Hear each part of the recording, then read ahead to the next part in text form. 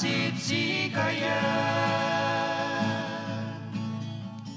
đâu mà xịp hay sao tampu chính nè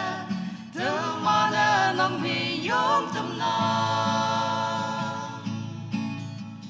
ôi yung wan pa nang taman phơi ôm mong ngô kaya bưng ngâu a mấy chê tâm hay ha lạc để nàng lại trường phó đâu mà xếp với trên tương lai thương mà nơi Jesus Christ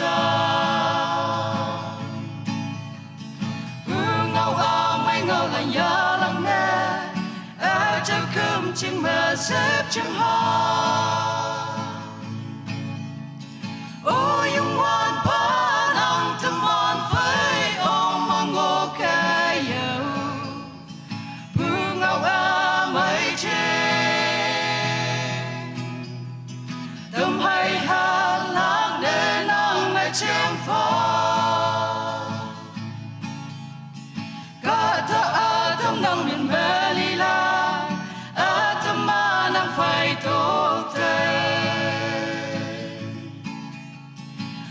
trời ơi yêu nghĩ bùi ya kim ba ô ba nang xếp xì cha phong mơ ô yung wan pa nang taman phơi ôm mong ngô kaya bưng ngâu a mấy chê tâm hay ha lạc để nàng lại trường phá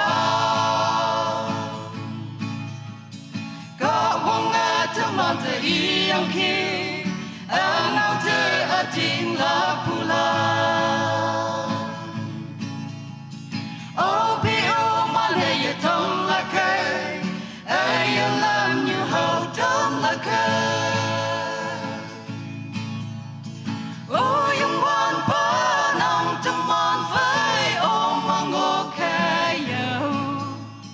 bưng ngâu a mấy chê tâm hay ha lạc để nàng lại trường phố